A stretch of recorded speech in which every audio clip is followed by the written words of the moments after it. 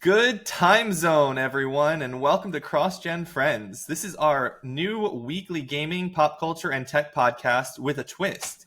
Two friends with nearly 20 years between them. I am Joe LaRussa, born in 1993, and my first home console was a PlayStation 1. I've been gaming ever since. And I am pleased to introduce my aged co-host, Byron Miller. Over to you, Byron. Thanks, Joe. This show features friends from two distinct gaming generations. I'm from Gen X and grew up on an Atari 2600 and the NES, and Joe, a Zoomer who I guess grew up presumably on Gacha. It's Gasha, Byron, no T sound. Short for the Japanese word gashapon, which are those machines with capsules you crank to get a random toy in it. And I'm a millennial, thank you very much. I do not use the word bet in everyday conversation to mean okay. So obviously, everyone, that was our little scripted intro there, a little bit of pre-done banter just to warm us up here. Byron, how are you, my friend? It is good to see you. It Uh, is good to see you too. It's been a little while, but I'm glad to be working with you in some capacity again. Yeah, so for our audience members out there, Byron and I are former coworkers. We both worked for a tech company at the same time. I still work for that tech company. Byron has since moved on. And it, you know, we were chatting a little bit. And for those of you who may know me already, I was a co-host on a show called the X Button podcast with some friends of mine. And we decided to make some changes over there, and I decided to try and do something on my own. And I reached out to Byron and thought that it would be a fun thing to work with him because we were friendly when we were working together, and he's been gone for a few months. And I missed you. I missed you, Byron. I'm glad to I hang out missed you with you too. again. The worst part of leaving is the people that were left behind. So the people that I like to talk to, I still talk to, and here we are.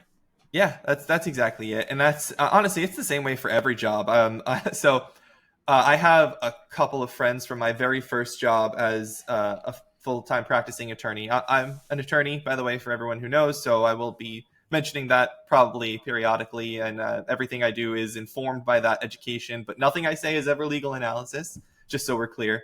But my very first lawyer job, I was friendly with a few people, but a couple of them really stuck. And the funny thing about that is that all of our names started with the letter J. So when we have meetings and catch up calls, we call ourselves the J Crew, and that's really just a funny piece to me. I always appreciated that we were just like the J Crew, and it's Joe and Jane and Jacob. So yeah. Well, I am not an attorney, but again, do not take what I say as legal advice, even if I were an attorney. Do you have any friends that you like chat with regularly from your? Sorry, everyone. If you see a cute little girl back there walking around, that's my fiance Jing. She is going to be home sometimes in the background, and I love her very much. And she is the best thing to have ever happened to me in life. So yeah, Byron, what about you? Do you have like a group of friends that you regularly catch up with, or every few months catch up with from prior jobs? You worked at our mutual company for quite a while. I did, yeah. So there are people who are local who I still see from time to time, and there are people who I worked with remotely. And I actually saw one of them 2 weekends ago. He was driving through the state, and we stopped and had lunch together, and it was nice to see him. That's cool. That's really fun. What'd you have for lunch?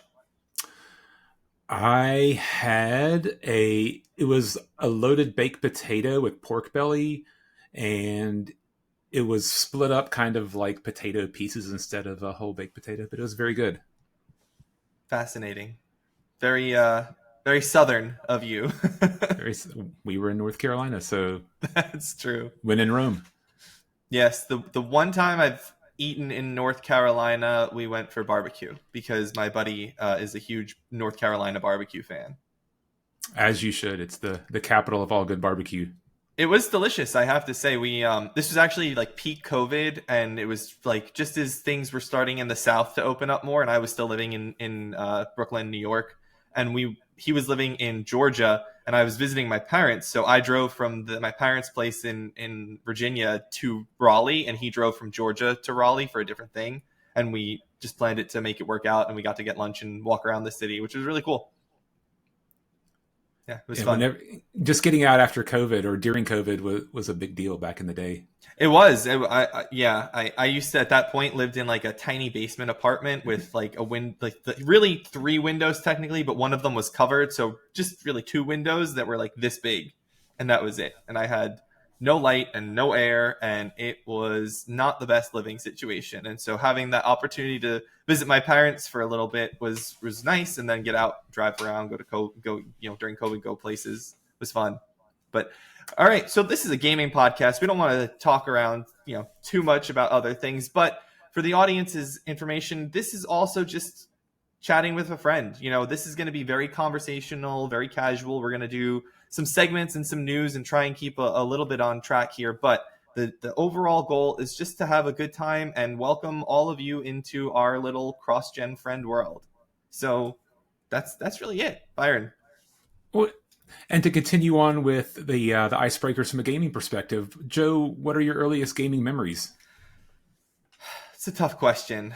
Um, Yeah, I don't recall a lot of things from childhood. I find maybe that's something else to discuss at another time. I don't know, but I think my earliest gaming memory is really playing on my Sega Game Gear at my grandmother's house. My grandma lived a very short drive, or even really a short bike ride away from my parents when I was a kid in Long Island, New York, and I would go over to her house, and I just, for like a week during summertime or a weekend here and there, and just spend time with her. And I remember laying on the master bed playing, maybe I might have been like 6 or 7, like I was a kid at the time, and I had a Sega Game Gear, and I remember playing those Power Rangers games, the Mighty Morphin Power Rangers games that were on the Sega Game Gear.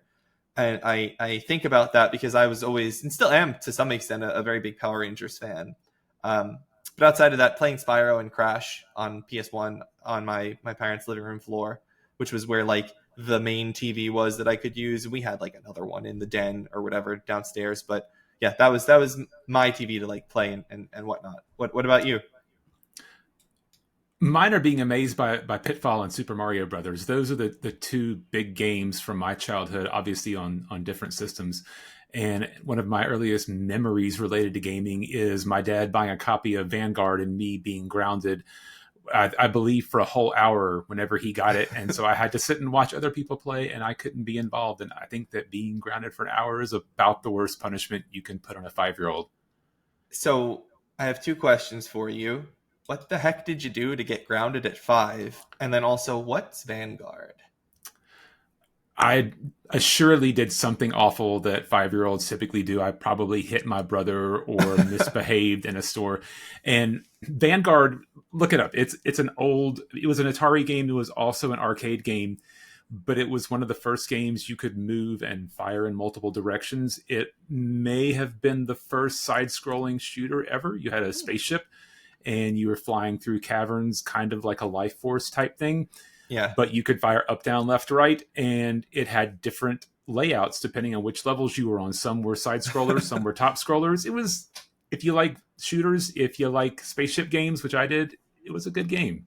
I have to say, when I first saw you talk that you were going to talk about that as we were planning this out, and I realized I didn't know what Vanguard was as you said it just now. That's why I asked the question. But when I was reading it the first time, I saw it, and my brain immediately thought Veilguard for Dragon Age. Yeah, not that which new. which I was like, that doesn't make sense. That was last year. That was 1 year and 1 day ago from our recording date here. That wouldn't make any sense. But I did read it as Veilguard at first, and I was really confused momentarily. um, yeah. So I am a Dragon Age fan. So you're going to hear me talk about Dragon Age and lament a lot about Dragon Age as you listen to this show. It is my favorite franchise. I do waffle between Kingdom Hearts and Dragon Age as my favorite franchise, but at the moment, Dragon Age is my favorite franchise. Also in mourning because of how it's probably dead, as much as that pains me to say. What's your favorite franchise, Byron? What's your favorite video game franchise? Not your favorite single game. Favorite single game? No, not your favorite single game. Your favorite franchise, favorite not franchise? your single game. Yeah. I mean, it's still probably Final Fantasy. I haven't enjoyed the most recent games as much. Not counting the re-releases, I liked the 7 re-releases, but I've been playing Final Fantasy since the original Final Fantasy, which I recently played again on my phone because they released it in Apple Arcade, and Do you it's have still the a good Pixel game. Remastered collection? Did you get the Pixel Remastered? I have not, Uh, just because I've played those games. I have a backlog of games, and mm. as we'll talk about later, Square Enix likes to charge a whole lot for their remakes of games. They sure do. Yeah, I like my first Final Fantasy was 15. So I am very, yeah, I know. But I actually, for all of its flaws, I enjoy 15 as an overall experience because I really like that open world section that they had in that, what was it, chapter like 3 or something, I think was the chapter that it actually opened up and you could explore that whole thing and drive around with your bros. Like, it's a really cool concept. I really like the concept of road trip with the bros. I just think that they kind of botched it in all of the ways that you could botch a road trip with your bros game, except for the characters, because I actually really like the characters. I think that Noctis and the crew are really interesting and they're fun, and I like their dynamic together.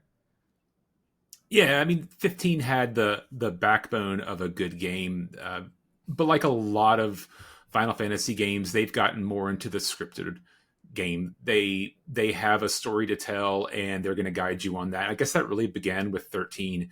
13 was a game with a long corridor and occasional free roaming, and 15 was better than that, but it wasn't like the original Final Fantasy, like Final Fantasy 6, where you could spend tons of time just exploring the overworld and ignoring as many quests as you want to while you're doing it. I mean, that's basically what they returned to with Rebirth, with 7 Rebirth. Yeah, You and I know, enjoyed that. did you ever finish it? When I last talked to you about it, you were still like in the middle of it. You were in chapter like 12, I think. Yeah, I'm still in Cosmo Canyon. I need to get back to that. Yeah. I I tend to get into side questitis. If there's side quests to do, I typically stop whatever I'm doing main quest wise and try to finish as many side quests I'm the as I same can do. way. Yeah, so I'm the kind of player you see the memes where they roll into the beginning of the first mission with all the best weapons and the best cars and everything. That's me. We'll talk more about Pokemon in a little bit when we get to our gaming topics. But playing Pokemon, there's 119 side missions in Legend ZA, and I've done I think 100 of them exactly so far, or maybe 101 by now. And they are mostly pointless, and some of them have been incredibly frustrating. And I still just did them before progressing any main story stuff as they become available, because that's what I like to do as well. The difference between you and me, though, is you stop the games and move on to other things. I would have never, ever, ever stopped playing Rebirth until it was done, unless I had something that caused me to have to stop playing. Like, I would never choose to not play and move on to a different game. The reason behind that, a lot of it is the PlayStation is in the family TV room, and Mm. I have computer games in my office. So one of them I have to share with other people, and the other one I can play whenever I feel like it. You know what the solution to that is, right? Move the PlayStation to my office. Buy We can another move into the PlayStation. news. So Yeah, let's start yeah. with, I am speaking of married, so Pokemon.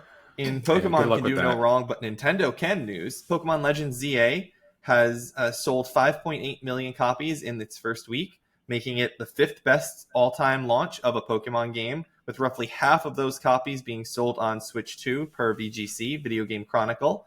Uh, Additionally, Nintendo has been denied a patent for its capture mechanic in Pokemon games after looking at examples of prior art. Now, for those who don't know, a patent must be a novel, useful, and non obvious invention, as well as be something that is a subject matter that is patentable. And essentially, what happened in this case is Nintendo said, "Hey, you know how we throw balls and we catch Pokemon with the balls that we throw? That's totally new and creative, and we definitely invented that just now for our games." And then the Japanese court, not court actually, it's their patent board, the people who examine their patents said, "Actually, no, you didn't invent that just now. That's been a thing for a really long time." And then they listed a bunch of examples of things that had already done that. And what I found to be really funny about that, Byron, and you can ask me any questions you want, but one of the examples they listed was Pokemon Go. They cited Nintendo's own game as something that said, no, this is not recently invented. You did this a little while ago with your own game. Was And it that they didn't bother with the patent until whatever the other Pokemon type game came out a year ago Pal that World, made them? yeah. Yeah.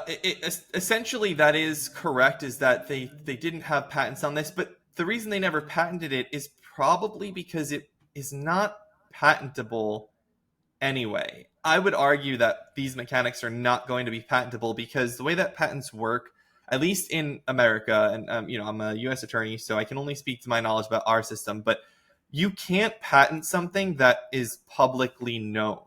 So when you create something, you need to file the patent before you reveal it to the world. There are exceptions to that, and they've redone those laws in recent years so that you actually get like a year grace period. But if something's been in the world for 20 years, you can't suddenly file a patent for it. You have to file the patent within that first year of its existence. So I don't know how Pokemon would ever even be eligible for a patent for the catching mechanic because it's been in the public for 30 years. Pokemon is 30 years old. And if you want to talk 3D space, okay, then the first true 3D game would have been, I don't know, maybe if you count like X and Y as like a 3D like game where it's a 2D plane, you can't like turn your camera, you can go to Sword and Shield, but even that's 5 years old. So you're really stretching the idea, or Pokemon Go. So you're really Okay. stretching it. Have you not played the only Pokemon game that I've beaten, Pokemon Snap? I've not played Pokemon Snap, no. Oh, that was a good one. So I played the original Pokemon, never finished it, and then I played Pokemon Snap, and I loved that game, but it's a completely different mechanic than Did you play the second standard. Pokemon Snap one, the one that came out a couple years ago? I did not know it existed, so no, I did not. Yeah, they made a sequel to it, Pokemon Snap 2. It's called New Pokemon Snap, and it came out in 2021 for the Switch I'll put it in the backlog with everything else in the with world. everything else. Yeah. So, what are your thoughts on Pokemon selling 5.8 million copies in a week? A lot of people like Pokemon. My kid doesn't play the video game, but he does collect the cards now. I've never really gotten into Pokemon. I think it's fine. Why does he have interest in the cards but not the games? What interests him about the cards? I don't. Well, so he does play Pokemon Go, but not the standard Game Boy up to Switch versions of Pokemon. And I don't know. I don't know why he's never played those. It feels like whenever he plays video games, he's playing Fortnite or Madden. Well, I guess the question is really why is he interested in the cards? Not why is he not playing the games, but why is he interested in Pokemon cards? What draws him in? I will have to have him on sometime and ask him because Yeah. I've played Magic the Gathering since the mid '90s, and he's never really been interested in that. That's his rebellious streak. I don't want what Dad's interested in. I got to find my own thing. More power to him. Yeah. And do you have what do you want to know about the patent situation? Do you have anything that I can inform you on or educate you on when it comes to how patents work or anything like that? No, I get the idea that you Yeah. have to do it early on, that it can't be something you file retroactively unless there's a good reason for it. And that feels like it's the crux of the matter here. It really is. And part of it is also that it has to be not obvious. Like, so for example, if Nintendo had a patent on 2D catching mechanisms, like they were able to, they in the past in 1995 said we're going to patent throwing balls in 2D spaces in a video game and try and patent that process, and it was granted. It was like, oh, that's so novel, no one's ever done that before, here it is. You have to do the next thing of doing it in 3D spaces would probably not be sufficient for another patent because part of it is it has to be not obvious. So you have to make a judgment call of, would an everyday person have been able to come up with this? The actual term is person of ordinary skill in the art. Focita, I think is what it's called. Like a person of having ordinary skill in the art. Would they have thought of it? And if they would have thought of it, the answer is no, you really can't get a patent for it. It has to be truly novel and not obvious to someone who just knows things. You have to have really created something here. And I think that is where the concept of a Nintendo patent falls down for this particular mechanic. It sounds like you should sit for the patent bar. No, I can't. No, like I can't. So in order to sit for the patent bar, you actually have to have a science undergrad degree. You have to have a hard science degree. I did not know that. Yeah. So I could go to law school and then I could sit for the patent bar. Wow. I don't actually know what your degree is in, but yeah, probably. I'm assuming you have a hard science degree. Undergrad in biology and graduate in information systems management. Yeah, the biology would be enough to get you through into a patent bar for sure. I have a political science degree for my undergrad, so no. Like 90% of attorneys. Yeah. Interestingly, attorneys, the best people in law school, the best law students tend to be literature graduates, English literature, because they have the best grasp of the English language. Yeah, I knew some English literature, but most of my friends who did it were poli-sci. Mm-hmm. Yeah, it's because it's a natural interest. It flows. They flow from one to the other. Even though I don't have any particular interest in getting involved in politics with my career or my life.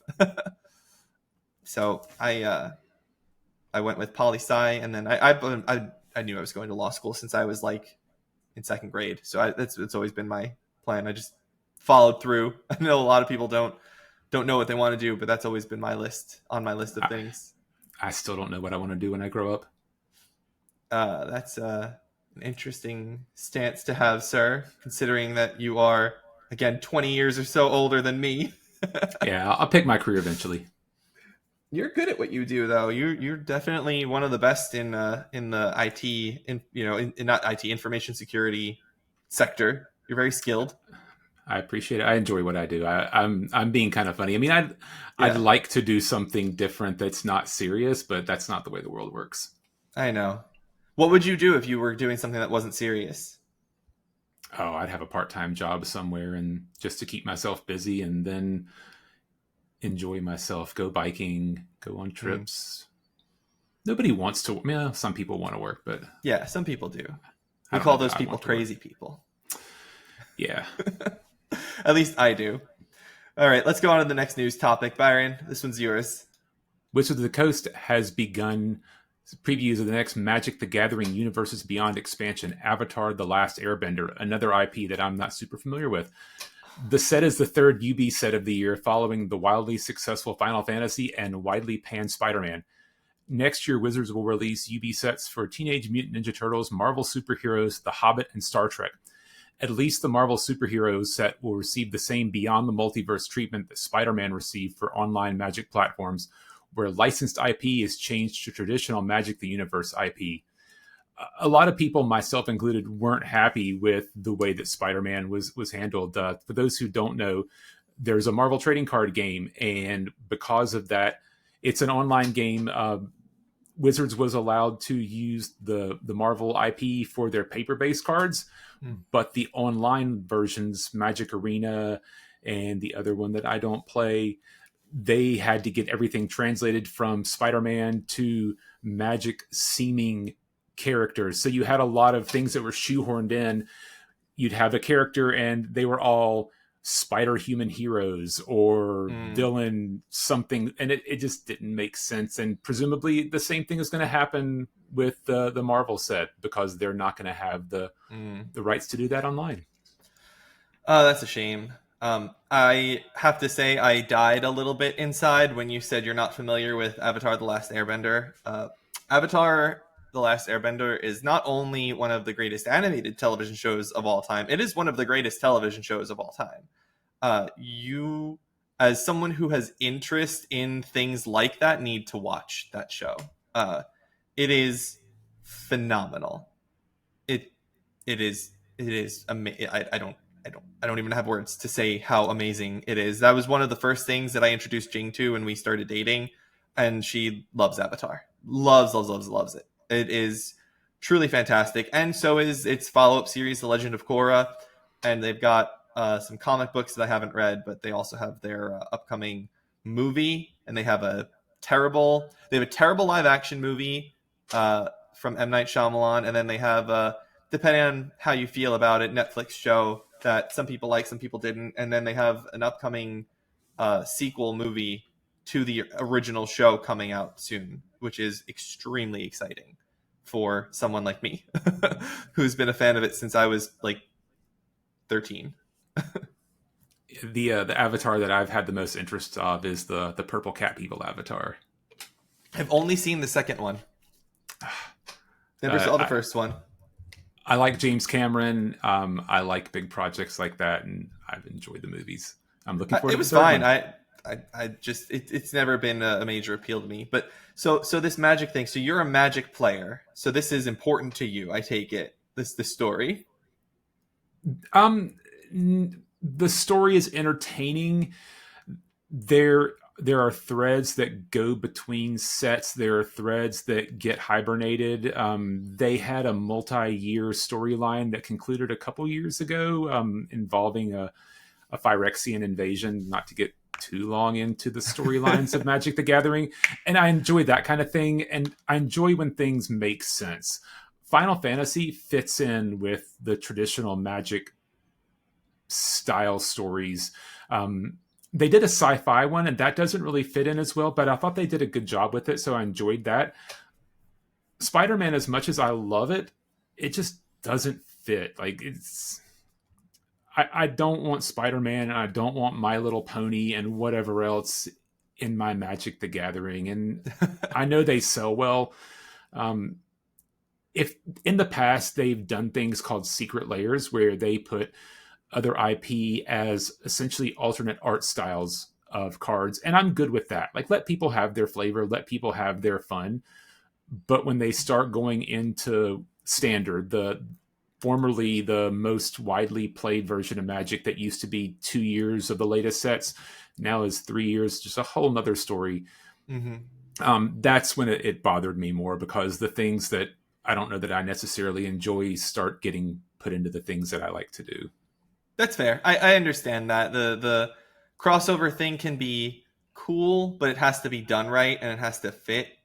One of the ones that I think is funny but doesn't necessarily fit was they had a crossover between Assassin's Creed Origins and Final Fantasy 15 at the time, and I thought that was funny but strange. And there was like a whole sub quest or side quest in Origins that you could do to like get, I don't remember if you got like a mount or you got some sort of thing that was like a fun crossover, but they weren't taking it seriously, and that's why it was okay, is because when you're actually like, they're messing with the real Magic by putting these in, I guess, and that's what I guess would be the most bothersome thing for true fans like yourself, right? Yeah, that's fair. Yeah, gotta do it. Gotta keep it fun and light. Gotta keep it. And stories do matter, whether people admit yeah. it or not. Stories do matter, and I like following things, and I'm honestly, I'm liking it less and less. So after 30 years, who knows what's going to happen with me and Magic? I guess I'll see where it goes. It'll save you a lot of money. It'll save me a lot of money. All right, Joe, next story is yours. All right. Speaking of Assassin's Creed Shadows is confirmed for the Switch 2, Ubisoft announces, for a less than full price, $59.99 for both the digital and physical editions per IGN. The physical edition is a game keycard, IGN notes, meaning the game must be downloaded either way. Why are the most hardcore physical game collectors the players of a console designed to be portable? The world may never know. This is something that irks me beyond all comprehension, is that I am a physical game buyer. I buy my games physically. If I turned my camera, you would see a small stack of games that are still in shrink wrap sitting over there that I plan to play at some point in the near future. I like physical games. I like to own my discs. I get that they're licenses and they could, deactivate the accounts and all these. I get the caveats, but I still like my discs. But the Nintendo Switch is designed to be taken places. It's supposed to be lifted up and brought with you other places. Why are the collectors of physical games the Switch people? It's the most inconvenient console to have physical games for. I don't get it. I do not understand it. does that make any sense to you? First of all, No, are you a physical game buyer or a digital game buyer? so the answer is it depends. Uh, for the consoles that I have that are tabletop consoles, I'm more likely to buy digital games if it's something that I don't think that I'll sell later on. I rarely sell things. I typically only buy things that I know that I'm going to be really interested in. Otherwise, I take a lot of advantage of Xbox Game Pass. I love being able to do that and just being able to play games for a while and get rid of them. But for the Switch, I like having cartridges because, like you said, it has limited onboard memory. It's a portable console. I like being able to swap a cart in and out. But you have to carry the carts with you, Yeah, but I have and a you have to carrying case. install the game anyway. Yeah, and that's yeah. So I mean, it's silly. I get the disconnect. It is it's like, okay, so I have a Switch 2 over there. I bought the Switch 2 for myself and for Jane to use. She's a big Animal Crossing fan and some other games. And, she's expanding her palette. She got really into Crusader Kings 3 when we first moved here, which was interesting to witness because that's a very hardcore video game for somebody who was not very hardcore into video games. So I enjoyed watching her play that. So I got the Switch 2, and I only have one physical game in that machine, or for that machine to play, and that is a Fire Emblem Warriors 3 Hopes, because I couldn't get it cheap digitally ever, and I got it for like $15 from GameStop. Everything else I have on that machine, ready for that machine, is digital, because I'm going to carry it with me and bring it places. I went to my parents for my grandmother's 90th birthday last weekend, and I just packed the Switch up, zoop, and I just carried it, and it was it. That was done. It was so easy. And I normally bring the PlayStation. I carry my PlayStation with me all over the place. I travel with it all the time. And it was so much easier to just bring the Switch because I didn't have to worry about the games. I didn't have to worry about the size. So I don't know. I don't want to ramble about this. It is something that I just never have an opportunity to talk about because I feel like I'm living in a crazy box because no one understands this perspective. I don't know. Am I crazy? Maybe. Yeah, but maybe not because of that. But not to change the topic too much, on Assassin's Creed Shadows, I played Shadows earlier in the year. I platinumed Shadows. I liked Shadows. My opinion of it wavers depending on what I'm thinking about. I'm glad that it's coming to Switch 2. Assassin's Creed is one of my favorite series, and one of its games is on my top 10 of all-time games. So I do want it to be successful. I like Ubisoft. I like Far Cry games and Ubisoft open worlds. I know people complain about them a lot, but I think that they're fun. The checklists can be enjoyable, and they're good podcast games. You just sit and listen to your podcast, you run around, you stab a couple people in the neck, and you move on with your life. What are your... Have you played Shadows? What is your Assassin's Creed exposure, Byron? I'm about halfway through Shadows. I've played all of the mainline Assassin's Creed games. I didn't play the takeoff on 3. I guess it was a mobile game where you played a different character, but otherwise I think I've played almost it was all a the way PS through. Vita game, but yeah. Gotcha. Yeah, you were like a woman back in the revolutionary times. I didn't play that one. I had a Vita. I just never played much of it. Yeah, not Revolution. It was not quite Revolution times. It was like it was around that era though. But yeah, I don't remember exactly what it was. I can't remember. It might have been like just post Revolution. It was right in that time frame. But yeah, you do play as a woman. You're right, Aveline. I also had a Vita. I own one game for the Vita. It is that Assassin's Creed game. I owned a handful. I can't remember most of them now, but that was not one of them. I specifically bought the white Vita, limited edition Vita that came with that Assassin's Creed game, thinking, oh, great, I loved my PSP. The Vita's out. This is a good reason to buy the Vita. And then I saw the price of memory cards, and I was in college, and I was like, oh, I'll just wait for the memory card prices to go down. And then they never did, so I never bought another game. Didn't they have proprietary memory cards for that one? They sure did. Or memory sticks or something. Yeah, there was proprietary memory. That is correct. And I figured at some point they would go down in price, and they never. I literally have only ever played one game on my Vita, and that is the most expensive Assassin's. Maybe it wasn't.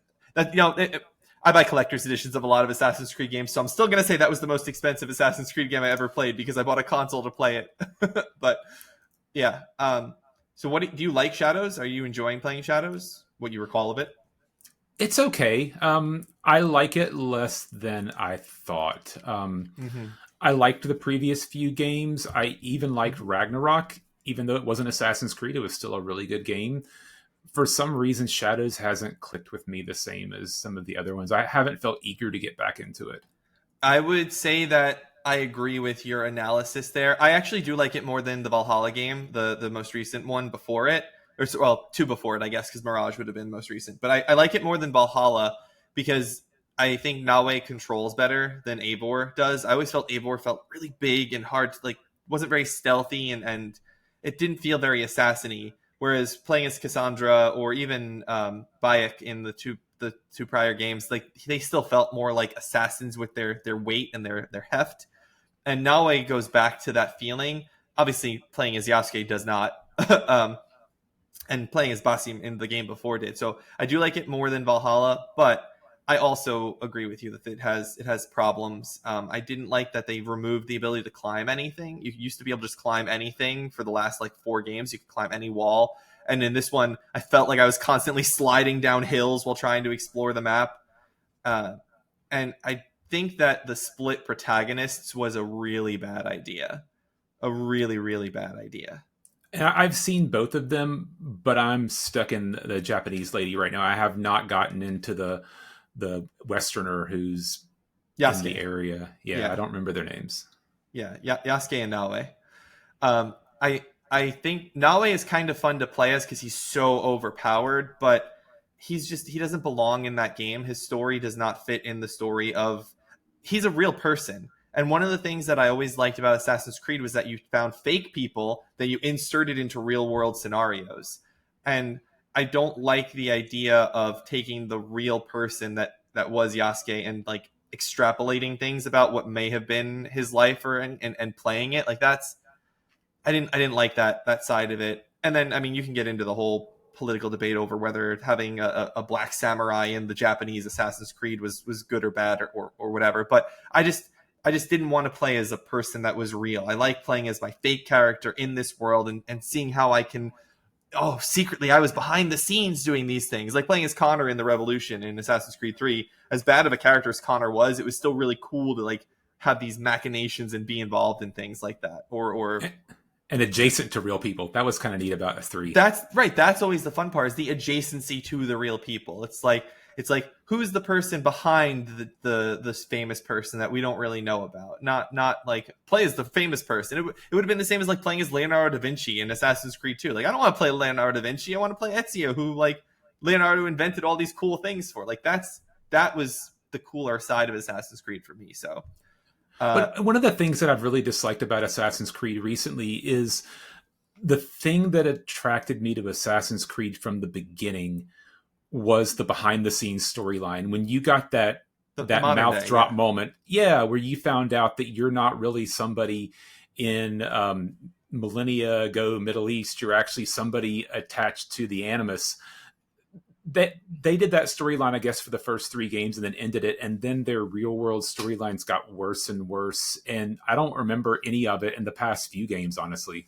Yeah, so without going into too much detail, 1, 2, Brotherhood, Revelations, and 3 is all Desmond Miles' story. Mhm. 4 picks up the remnants of his story in the modern day piece, uh, which is Black Flag, 4 Black Flag. And then the rest of it, you're usually just playing random employees of Abstergo or Ubisoft, and there's like little things going on until you get into Bayek and the Origins, and then you play as Layla, and she is an assassin working with the assassins, kind of Desmondy in like what she's doing and her involvement. And I actually really liked Layla as a character, and I really hate what they ended up doing with her story in the end. That was very frustrating because I thought they were on a good track with it, and then they just like derailed themselves. And then in the Shadows, yeah, there's really not much in there, which is a shame because I like the modern day story stuff too. I actually really like the walking around the Abstergo buildings and exploring. Which are you aware of the leaked slash rumored slash definitely gonna happen Black Flag remake? I've heard about it, and I liked Black Flag a lot. I liked the ship combat there, and I liked the ship combat in Odyssey.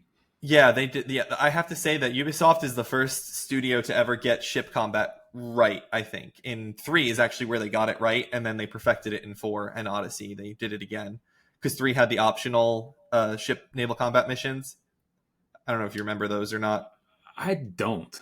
Yeah, you had to do one of them, and then the rest of them were optional side stuff for it. But yeah, they did a really good job with it. And so they're doing a remake of Black Flag, and the Black Flag remake apparently is completely cutting out all of the modern day story stuff, and they're gonna turn it more into like the RPG stuff that is currently how the game plays. But they're gonna make it so that the Caribbean is one big open map instead of having all the loading zones, and they're gonna make the islands have more stuff to do, more interesting. I'm very excited. I really like Black Flag. I think that Edward Kenway is a really good character. He's one of the better characters in Assassin's Creed protagonist history. Like he's way, way, way, way, way, way better than Connor, who preceded him. And I think he's probably more interesting than Arno, and he's definitely more interesting than Jacob Fry. Maybe not more interesting than Evie. I really like Evie, but yeah. So that's Assassin's Creed Shadows coming to Switch 2. Hopefully more people play it and buy it, and Assassin's Creed just keeps on trucking for another 20 years. Only correction for you is the first person to get ship combat right, I think, was Sid Meier's in Pirates Gold, which I'm guessing you've never played. I've never played Pirates, but I do know the game. But that's a tactical game, isn't that? Isn't that like a Sid Meier's game? Isn't that like Civilization and all that? No, it's more action oriented in the ship combat, and you had different kinds of shot, and you would circle the other ships, and you would launch at them, and then you would board the ships, climb on the ships, and do sword combat. It was a pretty good game. I remember trying the Total War series. I think it was the Napoleon one where they had ship combat for the first time, like real ship combat, and it was terrible. So that's huh? Yeah, I've not done that one. No, yeah. I do you play Total War? You ever play the Total War games? I've never played Total War. I'm surprised. As a PC player, I thought you'd be interested in Total War.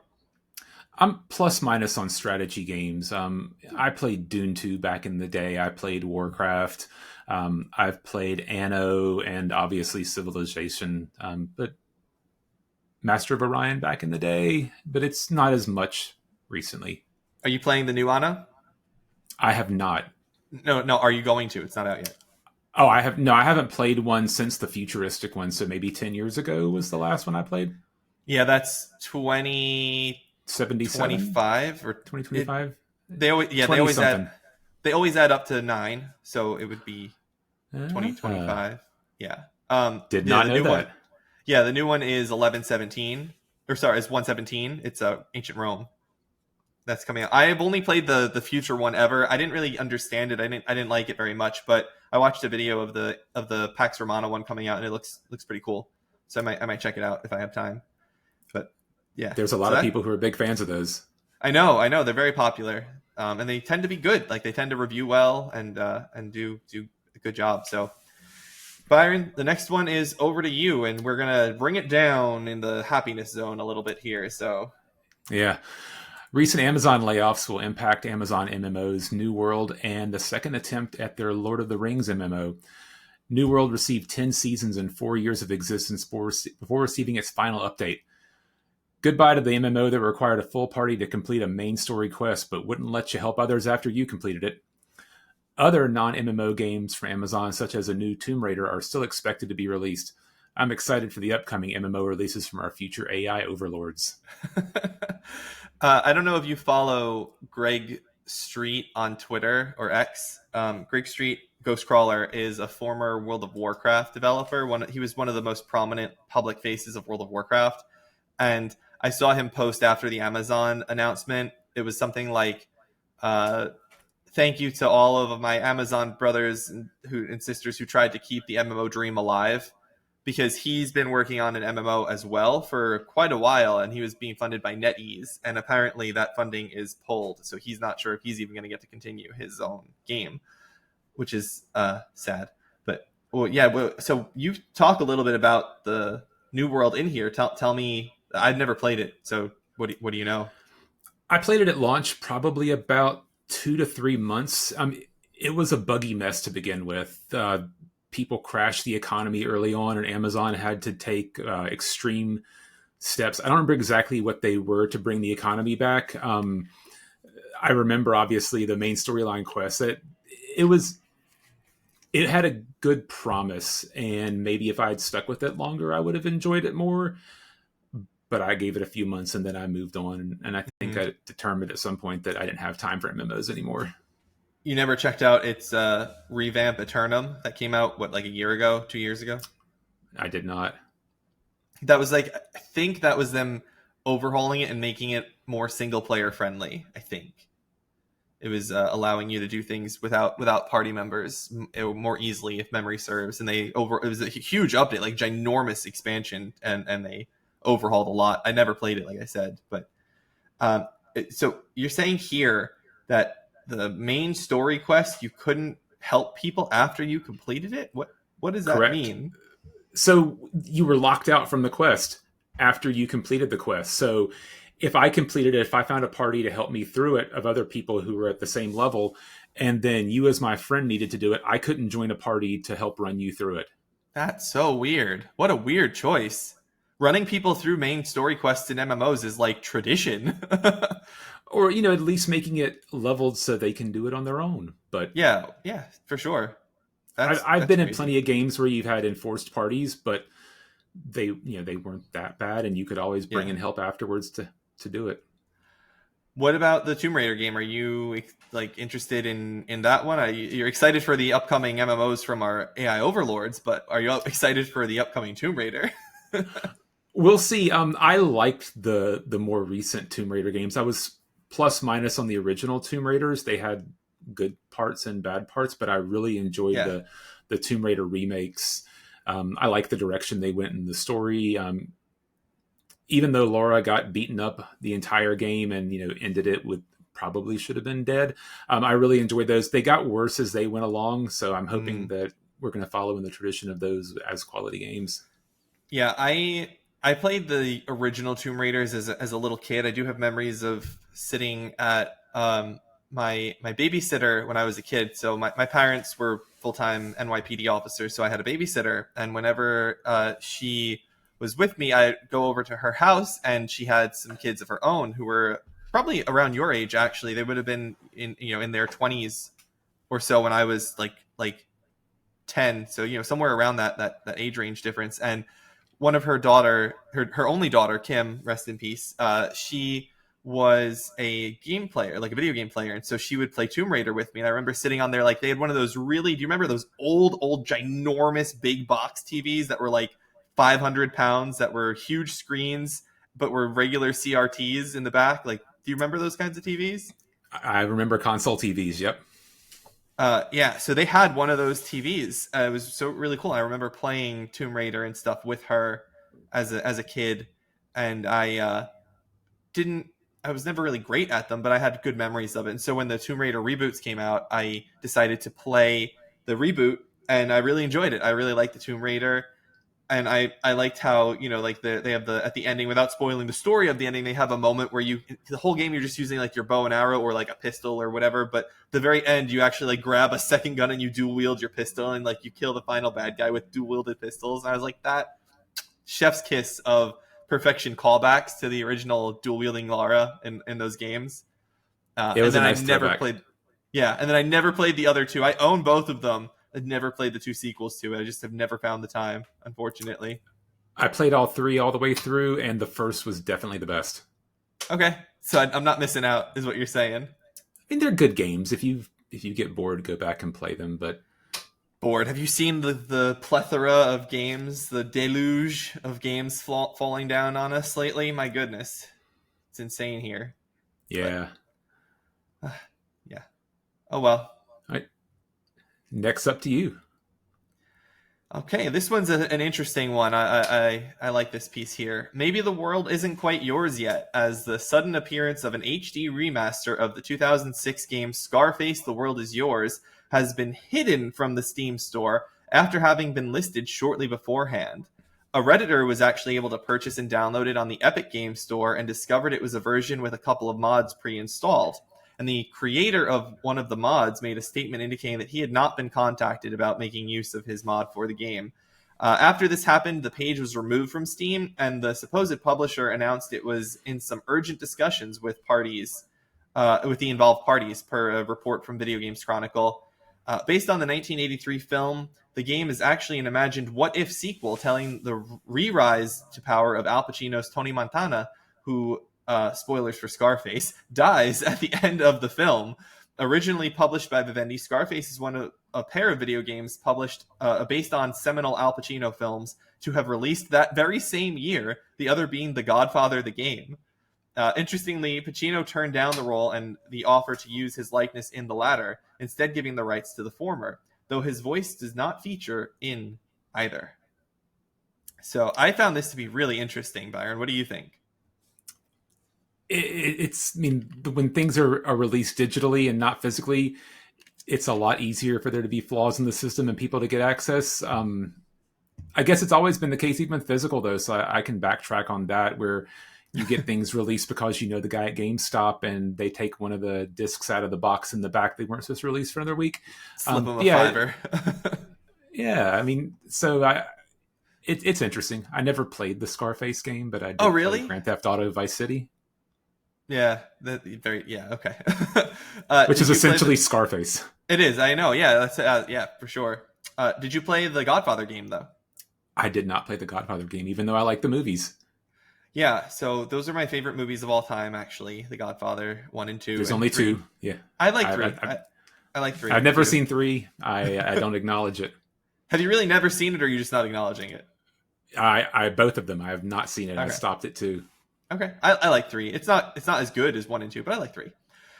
Yeah, so I find it very interesting that this happened because these movie-based games tend to get tied up in licensing troubles, you know, and I'm very curious what these urgent discussions are that this publisher is going to have about it. I really liked the Scarface game, and I liked the Godfather game. I think I like the Godfather game more. The Scarface game is probably the better game, interestingly, in some ways. It's got some more things that you can do. Maybe not. Maybe the Godfather is, they're about the same. What stands out to me is I remember that the color or the lighting in the Scarface game was so bad that Tony would go into this like rage mode where he would like have invulnerability and just like shoot guns like crazy and kill things, which is really cool. But I used to have to use a cheat code to enable that on a like constant basis in certain missions, just because it was so dark. I couldn't see where I was going. I remember a ship mission where I was like on a boat and it was so dark in the boat I couldn't see anything. And the rage mode would give everything like a bright red filter, like a highlight over the screen, and I could see where I was going. And I had to keep spamming the cheat code to get it to do that, so I could actually see what I was doing in that game. I just have a distinct memory of that. It's so silly. And the Godfather, the game, I really love that game. I played that a lot. They released it's a PS2 game actually, and they re-released it as the Don's edition on the PS3. So they made 2 versions of this game, and the Don's edition, actually 3 versions, because there's a PSP version of it as well. The funny thing about it is the PSP version doesn't have any of the driving sections. Maybe there wasn't enough space on the cart or the disc for the PSP. Yeah, that's what it has to be. What you would do is, in the original version, PS2 and PS3, you drive from mission to mission and do this, and then there would be parts of missions where you had to like drive the car, and you're actually playing the story of the Godfather. So like you're driving Michael after he shoots the captain in the head. Like you're playing that storyline.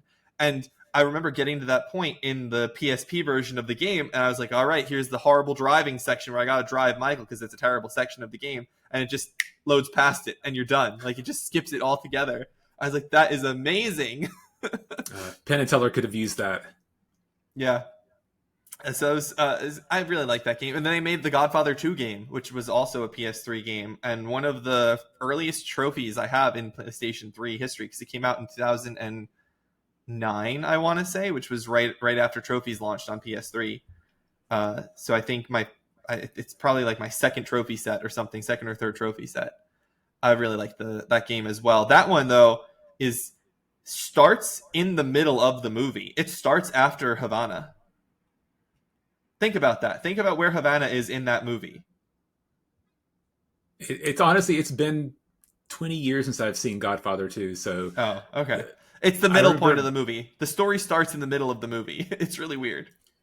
And I'll admit, I've always been more of a Goodfellas and Casino fan than I have been Godfather, even though I do think the Godfather movies are very good. I love Goodfellas. I enjoy Goodfellas. I've never seen Casino. But I yeah, it's on my list. I know it's good. Okay, so just the Godfather 2 game. It starts after the middle of the movie, and one cool part of it is that like opening mission or after the opening mission, like right as you're leaving Havana, your main character from the first game dies. Like they carry over your main character into the second game. They give him a name in the game, but they didn't like let you name him in the first one, but they give him a name in the second one. But it is your character. It is supposed to be your character, and he gets murdered. Wow. Yeah, isn't that cool? Like this is mid 2000s or late 2000s. Like this is a creative thing. Games didn't really do that sort of thing, carry over that kind of continuity very often. At least not Western games. So I remember here and there whenever you had a game that would take your save from the previous game and you could move your character over. yeah, I Those, mean, those were good times. Mass yeah, Effect, I think, did that. Mass Effect and Dragon Age. Mass Effect and Dragon Age both do it. Dragon Age only does it from 1 to 2. Into Inquisition, they have the Dragon Age Keep, and you import your choices from the Keep because they were crossing console generations. You could get storyline cues from previous choices you made, if I remember right. You get a lot of stuff. There's a whole bunch of a whole bunch. Yeah. In for the Keep, it literally just tells you like, did you do this or did you do this? And you select it, and then Mass Effect lets you do like an in-game story selection. Like you have a moment to like, if you didn't pick anything, if you didn't import, it'll be like, what happened in that mission? And then you like select the dialogue choice of what happened in the mission, which is cool. I think the biggest change for Mass Effect is that the character creator is so much better in 2 than 1 that your character never looks anything like itself when you try to import it over. I did that when I did the Legendary Edition even, and I was like, good enough. What are you going to do? Oh, man. But yeah, so Byron, back over to you. Obsidian fans can celebrate the release of The Outer Worlds 2, the follow-up to 2019's The Outer Worlds, which I have begun. As I've avoided all spoilers, I'm not sure how the new title intertwines with the original. There are complaints from PC players of not hitting high frame rates with very high settings, even using top-of-the-line graphics cards and having to settle for high and turning on frame generation. Some players have acknowledged, though, there is no visual difference between high and very high. For me, it looks pretty good on high, but can we please stop compiling shaders on every launch? Yeah, I mean, I get doing it whenever you first load the game. It's making it for your computer, but I don't need to take a minute every single time I launch the game to recompile shaders. It feels unneeded to me. Now, you're a techie guy, right? Would you call yourself a techie guy? I think that's fair. I'm not the most techie guy, but I am a techie guy. All right. So I am also a techie guy, but I am less technical techie than you are. So I'm going to ask, and maybe you can explain it to me. What the heck is a compiling shaders screen? Like, what happens there? I don't understand any of it. So I'm not a programmer. I have more than the average knowledge of programming, but Which I'm is not less. a programmer. I'm lower than that. So go ahead. Essentially, it's taking the code for the graphics and customizing it to your video card and making it more efficient. If you don't do that, then what it would typically do is try to do it in line, which could cause frame rate problems during the gameplay itself. So I understand why they do it. But why does it need to, if it's doing it for the graphics card? I didn't change my graphics card. I bought the graphics card and it was put into the game. Like, why does it need to customize it for my graphics card? Because everybody's graphics cards are different. Generations have different instruction sets.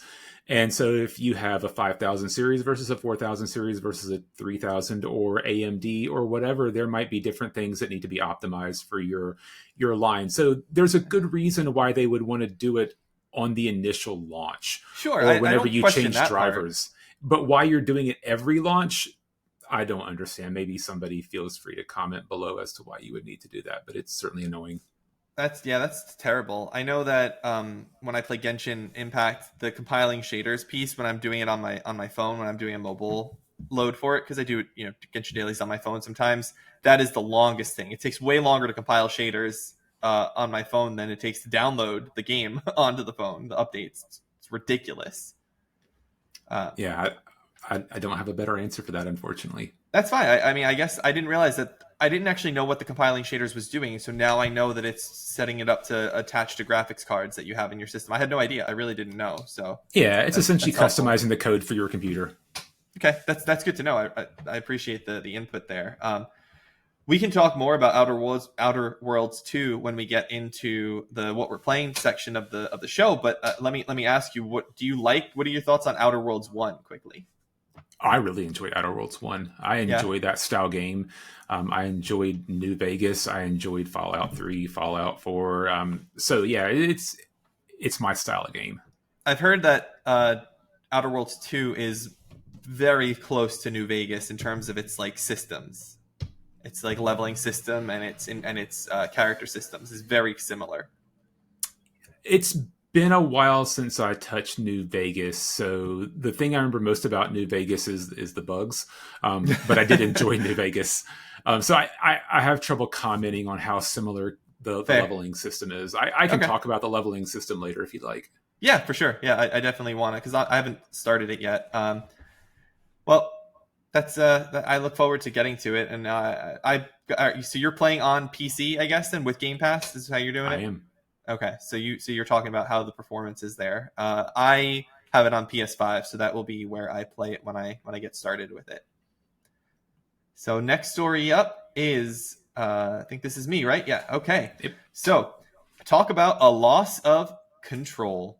The Verge reports that CEO of Remedy Entertainment, Taro Vertala, is stepping down following the abysmal launch of the acclaimed studio's latest game, FBC Firebreak. Set Just in the awful. Set in the Alan Wake / Control universe, FBC Firebreak is a live service multiplayer team-based FPS where you play as members of the Federal Bureau of Control during the lockdown the agency finds itself in at the end of the first Control game. Trying to bring things, well, under control. The game lacked content at launch, had no onboarding, and was honestly bad. And that's not news. I played it. It's true. The flop lost the studio north of $10 million, and yet they continue. But even still, they continue to work on Control 2 and the remakes of Max Payne 1 and 2, the latter of those games being in collaboration with Rockstar. Yeah. FBC Firebreak is horrible. I tried. I really I tried to play it because I loved Control, I love and Control 2. I played co-op with another friend of mine, and I did not. it was frustrating. We didn't know what we were doing. I'm not the greatest player in the world, but I'm also not a bad player, and we were dying nonstop. Didn't know why things were happening. None of it makes any sense. They don't explain anything to you. It was awful. I played one mission in the game. I played one because I didn't have to pay. It was on PS Plus Extra. I have premium, so I downloaded it. Played one mission by myself with solo with strangers, and I got like 6 trophies at one time. And I was like, "What did I do? What happened? What?" And then I was like, "No, I can't do this." And I love Control. Control. I've never played Alan Wake. I've never played anything else Remedy has ever done, but I love Control. Now, I tried Alan Wake. I did not love Alan Wake. I did love Alan Wake 2. It was one of my favorite games last year. 2 years ago, isn't it I 23? it was so the story behind that is that's what led me to build a new computer because Oh, Alan Wake 2 required I at the time I had a GTX 1070 and there was something that game required where it would not run. It required the RTX line, and I ended up oh. building a new computer and did not play it until 2024. So there you go. I played it after February of last year. I see. Okay. Well, that's cool. I have interest in it because I did hear so many good things about it, but I don't know when I would even play. And again, I don't really do scary, and I know that Alan Wake it walks that scariness line.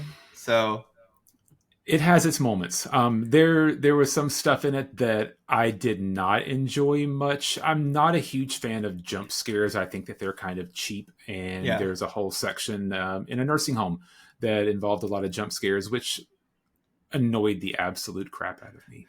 Yeah, for me, it's not about, oh, I don't like to be scared. I'm so scared of things. To me, it's like I don't enjoy the environment of trying to scare me. Whether or not I get scared of something, I don't find that fun. The idea of someone scaring me or trying to scare me is not something that I inherently enjoy. It's why I don't, I lived for years in Orlando, Florida, and one year I went to Halloween Horror Nights at Universal Studios a few times because I had friends who wanted to go.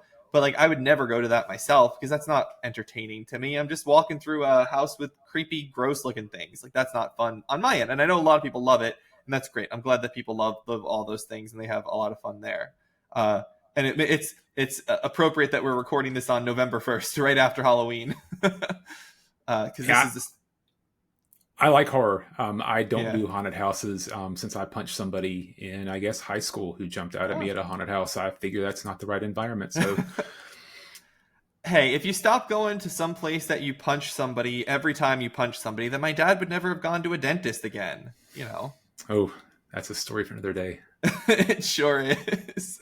But yeah, I really liked Control a lot. You liked Control. I hope Control 2 is as good as Control 1 was. Control is eerie, but it's not scary. You know, nothing about Control is scary, but it gives you that like shivers down your spine. Like this place is weird, and there's some creepy stuff in there. But I was never I would not call it scary or horror.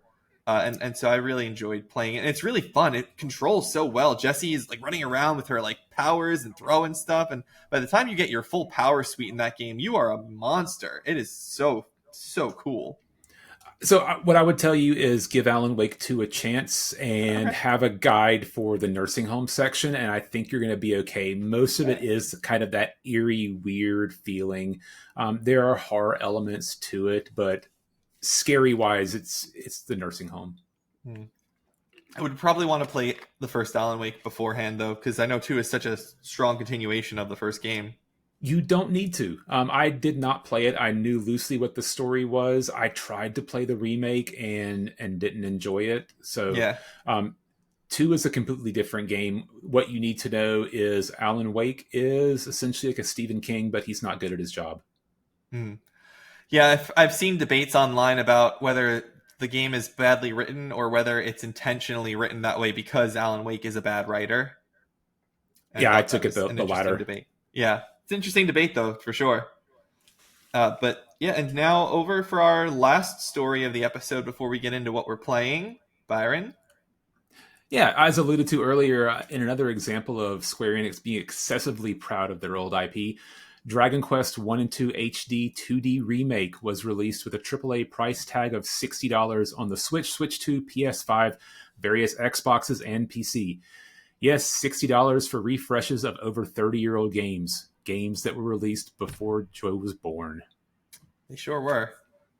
And I'm a Dragon Quest fan. I played 1, I played 2, I played 3. I had my copy of Dragon Quest that I got for being a Nintendo Power subscriber. I would be a buyer in a Dragon Quest remake, but not at $60 price tag. I don't think. I see these games that took a limited amount of rework to do, and I think that $15 to $20 would be the appropriate price. $15 to $20 each or total for the package? Because it is the two of them together. Yeah, I mean, I would think 15 to 20 for each one of them. Like if there was a remake of one that deserved it, great. But Yeah. $60 gets to be really expensive. It does. It definitely does. Yeah, my friend and colleague at the Season Gaming website, where I am a video game reviewer and opinion piece writer periodically, he did the review for Season Gaming, and he gave this game an 8. The pair of them an 8, the re-release, because he really enjoyed playing it, and he also reviewed the 3 remake that came out, the HD 2D remake of 3 that came out last year, and he also gave that one an 8. So he was a big fan of these, and I guess at an 8 he would recommend them at full price. I've never played 1, 2, or 3. I've actually only played Dragon Quest 12, or sorry, 11, not 12. 11, and I loved it. I'm so excited for 12, and I have to ask you, are you excited for Dragon Quest VII Reimagined? I am a wait and see on it. I'm not an I instant buyer on Dragon Quest like I am with Final Fantasy, which is honestly getting less and less of an instant buy, but that's a different story. yeah, I thought that looked really cool, that 7 trailer. The art style is so weird. That little not quite chibi, but not chibi art style, like the clay models that they did. I was a little off put the first time I saw it as I was watching the trailer, and then as I was getting along, I was like, okay, this doesn't look too bad. Maybe we do. Maybe this will be fun. So I'm kind of excited to see how that does. I know that they're like revamping the story to make it less uh, badly paced, to fix the pacing issues that it had. Did you play the original 7? I don't think that I did. I think 8 was the first after maybe 3 that I played. Mm-hmm. Dragon Quest games got to be really big. Mm-hmm. Yeah, big, and they were weird in their release, right? Aren't they like strange in how they came out to the West for a while? Like we never got 10 because 10 was an MMO. I believe that's correct. Yeah. So I don't know. I don't know anything about 9. I know that 8 is the most beloved in the series. So I'm hoping that they do a true remake of 8 at some point soon. I don't remember my Dragon Quest numbers like I do my Final Fantasy numbers. Was 8 the one that had the cartoon style where you essentially had animated characters? That was Yeah, the I first think one that so. I played coming back, and that 8, was a good game. 8's the one that was made by Level 5. Okay. The same people behind, the White Knight Chronicles and the Ni no Kuni games and all of that. Yeah.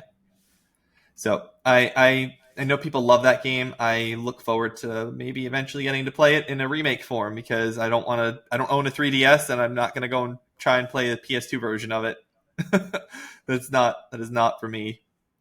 I am excited to learn more about 12 whenever we eventually see more on Dragon Quest 12, because that's been known for a long time, but we haven't seen anything about it in years and years. Like they just say we're working on it. Uh, did you see the title artwork do you remember what that looked like? It was like in fire. They wrote it in like flames or whatever. Vaguely. I don't have strong memories of it, but I do remember seeing it. Yeah, because they called it. They're like, oh, this is going to be the most adult Dragon Quest game ever. And that's an interesting sell because playing Dragon Quest 11, that is very much not adult, even with some of the darker themes. Yeah, and even 8, half of the costumes were really suggestive costumes for the female character in your party. Yeah, I mean that's just Typical, JRPGs, yeah. isn't it? But that'll Some bring more us than to others. yeah, that'll bring us to the end of our news segment for the very first episode. Let's move into our what we've been playing section. Yeah, what have you been playing, Joe? Yeah, so I'll start with my standard game with Genshin Impact. I am always playing Genshin Impact, just so we're clear. Since it's our first episode, I just need to say I do play it every day. I don't do a lot every day. I have done daily commissions every single day since it launched in September 2020. I did them when I needed to remote access my PS4 from my grandma's house with no Wi-Fi. I did them on my first vacation with my then girlfriend, now fiance. I even did them when I was in Istanbul, Turkey, getting a hair transplant. I always do my Genshin dailies. I won't always talk about it, but I want you, the audience, to know that I am always playing it. Do you play Genshin, Byron, or any Hoyoverse or any Gacha games? I'd love to talk I about them if you have questions. I do not, but I did. I played Genshin at launch probably for about a year. They Okay. had the expansion into the new area, and I played that for a while. Inazuma, And yep. I really enjoyed it. I thought it was a good game, but I got increasingly frustrated with the gacha system they had. It was one of the more difficult ones. There was very little, I guess, the fallback or whatever. If you miss out on getting something so many times in a row, Pity. your odds go up. Yeah, the pity Yeah. system. It was difficult, and I eventually got frustrated and thought, I don't want to spend this much money on a game, and so I stopped playing. Yeah. No, I get that. I do give them the $5 every month for the welcome blessing, and that gives you some gems every day and every login day. And I do give them the $10 for the basic battle pass that they have there. So I give them like $15 a month basically. But I love the game and I really like supporting it, and I've gotten hundreds hundreds of hours of play out of it, just doing the stories and everything. And what I settled on is I only pull for the characters that I actually want, and I filter out what characters I want very very heavily. So there have been points where like the wish history that goes back 12 months to tell you like all your wishes, the pulls that you did in the last 12 months, I didn't have anything there because I didn't pull. I have probably like 300,000 primo gems sitting in my inventory of it because I just don't pull all the characters. I just pull the ones that I really am interested in, and that works for me. And I really like continuing the story. Unfortunately, the biggest issue lately has been the voice acting is not complete in a lot of the game because the voice actor strike that was going on with SAG-AFTRA for the last whatever that was, 10 months or something. There's multiple major story points that are just quiet. It's totally silent in the main story because they didn't have Wow. voice actors, but they had to keep the content updating. So what I decided to do is I was just going to wait until they add the voice acting in. So I'm behind like 4 or 5 story chapters now because I stopped because I don't want to miss the voice acting. I want to hear the voices in the stories. So I'm falling behind my storytelling, which Genshin stories can take a while. It takes a couple hours to get through one story quest. So it's good. I've got a lot of content stored up to play whenever they finally give us some voice acting for the main story. The other thing I remember about Genshin is you had two systems of pull. So you had to get the characters, but you also had to get the S tier weapons. Yeah, And maybe you got the best character, but they're not the best DPS if you don't also have the best weapon. And yeah. I I had a never lot really of pull great for the characters. weapons. Same here. I got some of the best characters, but then never got the weapons for them. Mm-hmm. They've added some systems into the game since you played it to make it a little bit more straightforward. Like you can select which weapon you want out of the 2 weapons, and that'll be like your pity weapon because before it could be one or the other of like the 2 weapon choices, and now they let you just pick your weapon and you have to still have to fail and not get it over time, but it will eventually give you the one that you want. So they've done some things like that, but it's still very much money grubby, unfortunately, as much as that sucks to say, because I do love it and I do the characters and the voices and the story is so fun. It's so bright and colorful, especially in a world where we have so many drab and dreary games. That's really pulled me into Genshin in the first place when I saw it advertised at State of Plays. Was this bright, colorful world that you could explore, and the storyline gets pretty dark in some places too. But it's still when you're just exploring and running around, it's usually bright and sunny and colorful, and you're doing your little dailies and you're doing your little bosses, and you're done, and then you can go and play other things. That's my approach to Genshin. I think you should try checking it out again sometime if you find the time. You know, just If I go find through the your time. 4 years worth of story content. You'll be plenty entertained. But what about you, Byron? What are you playing lately? Speaking of games with great storylines, I have beaten the main storyline of Hades 2. As I Okay. alluded to, there's not a whole lot of stuff that I'm willing to put money down on ahead of time these days. There's just too much unfinished out there. But Hades 2 was one of the games that I did. I've been waiting for the longest time. I did not play whenever it was in pre-release because I wanted to play on my Switch. It's the kind of game that I like to be able to take wherever I want to and plug it up to a TV whenever I need to. Yeah. But I enjoyed the heck out of Hades 2. And there's more to do. Just like Hades, when you finish the main storyline, there's more to do. And one of the big differences in Hades 2 and Hades 1 is there's more storyline once the credits roll in Hades 2. There's more things to do, and the story actually continues. Hmm. And it hasn't told me that it got harder, but I feel like it got harder because the things that I was doing a lot easier earlier, I am not doing as easy now. But it's great. There's new weapons, there are new gods, there are new mechanics, not to mention the new characters. Hmm. There's returning gods, there's returning characters, and there are returning weapons in some way, shape, or form, not to ruin it for everybody. Um, yeah, Hades continues to do what a lot of roguelikes don't do, which is combine fantastic gameplay Hmm. with really impressive storyline and dialogue. I see. Okay.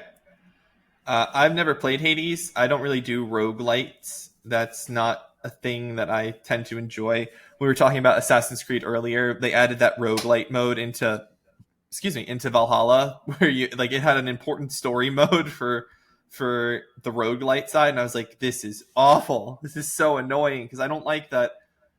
I don't like the luck of the draw. The, what am I going to get a good run? Am I going to get a good run? Because it's so luck based in some ways, and I understand that eventually you get strong enough and it makes it easier. But I'm. Let me ask you a question. Do you replay games very often? It depends, but typically no.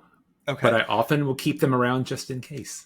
I don't either. I don't replay games very often. The game I've replayed the most is Dragon Age Origins and Kingdom Hearts 2. Like, those are the two, and that's like 3 or 4 times. Like, that's it. I don't play games that often. And so roguelites to me are the same thing as playing a game over and over and over again. I equate those two things in my head.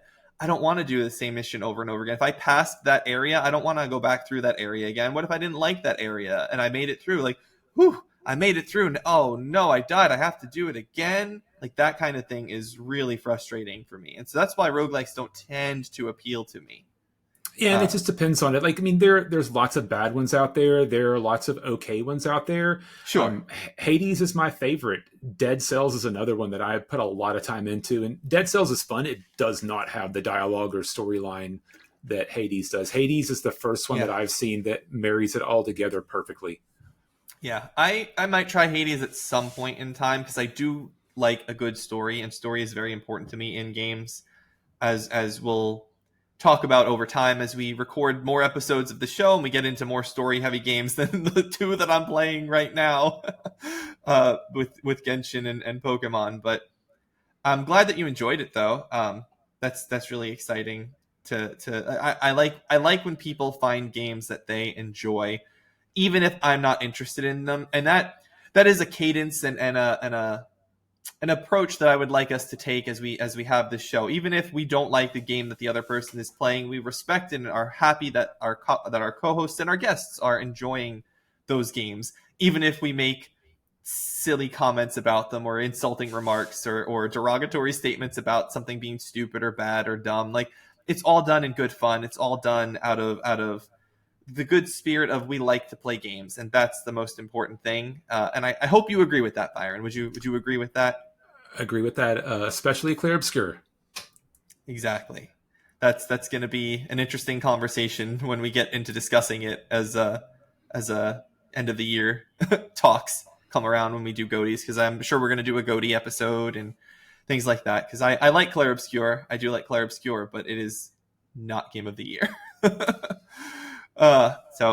Then let's see what's next. My next game, right? Okay, so next up for me is Pokemon Legends ZA. Oh, what can I say about Pokemon? It's ugly. It feels cheap. It was cheap with a budget of around 13 million per some reports and leaked data. I don't know if you heard about that, but it's still got fun. It's got this spark to it that, especially, it's the first in a series with real-time combat, and I have to say I am enjoying it, though not as much as I was hoping nor expecting to. And I will say, as of last night, like with your Hades comment, I have finished the main story of this game. I am now in the post-game content. I was really hoping to have it completed by the time we recorded this episode, but that didn't happen. There's a lot of side missions, like I said, and some of them are really stupid and take a long time. But yeah, I like it a lot. I just wish that I loved it. And part of my feelings on this maybe because I only just played Scarlet and Violet a couple months ago after it got that Switch 2 patch, because I wasn't going to play that on the Switch 1. That is a more traditional Pokemon game, turn-based. And I guess this Legend ZA game it's a good first step, but it needs refinement, particularly in its controls and its responsiveness. I found that, like, I'm spamming the bag button. I'm spamming the button to try and open my bag so that I can heal, but it doesn't let you open your bag when the Pokemon is, like, doing a move. It doesn't let you open your bag when the Pokemon is first summoned or gets knocked out or is being attacked. Like, it's got all of these restrictions, and it's real time. So there are moments where I'm trying to heal my Pokemon up, and I can't do it because the game won't let me open the satchel. And before I even get a chance to open the satchel, I'm dead. My Pokemon's gone. And this is the game where you're not just fighting one Pokemon at a time. You can be surrounded by 3, 4, 5 Pokemon at a time in the areas, and trying to find a free moment to open your bag, you can't do it, and your Pokemon goes down. I have used more revives and max potions in this game than I did probably in like all of my Pokemon games ever combined. Like, that's how often I'm reviving knocked out Pokemon. It's really ridiculous. um but as much as I like the game itself, I do have other issues. I miss the exploration. This game is set in Lumio City. It's one city that you're stuck in and exploring, and that's fine, but the city is kind of bland itself. It's cool to look at initially, but it's not really well laid out. I'm constantly needing to check the map, and you have to climb the rooftops to get places, and you can't always figure out how you can get onto the rooftop because it doesn't tell you very clearly where the ladders are. And if you haven't activated the hollow elevator, it doesn't tell you where that is until it's been used once. It can be a little annoying. But I like that go out there and conquer the gyms become the best feeling that you get in other Pokemon games, and that is not in this one. I wish that this kind of combat in the Scarlet and Violet world would have been kind of cool to see what that would have been like, instead of in this tiny Lumio city with the refinements that I mentioned. But what's your Pokemon experience, Byron? Like I was talking earlier, I know Pokemon. I get Pokemon. I know a lot of the Pokemon just because they're permeated Everywhere. pop culture so much. Yeah, I mean, I know more than somebody who's rarely played a game should. But my history is almost entirely Pokemon Snap. That's it? Yep. I played the original one on Game Boy Advance, Game Boy Original, can't remember which one. And it was okay. I didn't fall for it like a lot of people did. But I get why people like it. Yeah. I really enjoy Pokemon when I play it, but I had a really long gap in playing it. I never had a DS or a 3DS, so anything that was handheld after the Game Boy Advance, I never got to play. The last one I played probably was the Fire Red and Leaf Green games, like the first remakes of Red and Blue and Yellow and Green, all that they did, and that was probably it until I played Sword and Shield in 2020. I think that was like right in COVID when Sword and Shield came out, and I like Sword and Shield. I know that a lot of people have criticisms of it, and I have criticisms as well, but going from the 2D sprites to the 3D world of Sword and Shield was really cool. And I was really excited for Scarlet because I thought the premise of it was interesting, where you're like a student, you go to an academy, and your whole thing is like go out and explore and learn about Pokemon. And it was so typical of the Pokemon games, where they just don't put any true effort into making the game better. It's just like the tiniest little changes that you can imagine, and then sometimes they don't even do changes. It's just the same thing. It's a real shame, because Pokemon has so much potential as a concept. It has so much potential, and they just whiff it because people buy the games, like me. And I didn't buy it for years, for like 15 years. I didn't buy Pokemon games, and there need to be more people who don't buy Pokemon games for long stretches of time, but we don't have that happen, unfortunately. And I don't know. I wish that they were better. I wish it was more responsive and felt better and had more exploration and more creativity. There's no voice acting, Byron. They don't even voice act in this game. It's just they have cutscenes with subtitles and no voice acting. It sounds like a Madden cash grab to me. It is. It is definitely a cash grab in a lot of ways, and I fell for it this time, and I'll probably fall for it again. But I don't know. There's so much potential that goes to waste, and I know that a lot of people feel that way. And I'm not saying anything new here, but I enjoyed the game. I really did have fun playing it. It's a solid like a solid 7 of a story and game for me, in terms of like what it is, because it is well made. It is a good game. It's not great. It's not even okay, because it doesn't drop that down. It's the peak of lost opportunities, and that to me feels like a 7 if I was writing a review for it. It could have been so much better. It could have also been worse. It could have had bad frame rate, or run poorly, or been buggy and broken. I haven't had any of those sorts of issues playing the game. I don't know. Do you have any questions? Anything you want to know about Pokemon? I think I'm probably good on Pokemon for the time being. Okay. Well, back to you. What else are you playing? That's the main thing for me. I just like you play Genshin every day. I play Magic Arena every day, so I'm continuing on with that for the time being, and Hmm. I'll let the listeners and viewers know whenever I've decided I'm not doing it anymore. Well, you said Outer Worlds 2, so let's chat Outer Worlds 2 a little bit, Oh, right? that is true. I did start Outer Worlds a couple days ago. Yeah. Yeah, I mean, I like I said, I don't remember the New Vegas leveling system. Essentially, with Outer Worlds 2, you have perks and skills, Hmm. and the skills you pick up allow you to pick up different perks. So if you don't pick up a gun skill, then you can't get the extra holster perk. When I played, I started off with perception and speech because that's the kind of character that I like to play.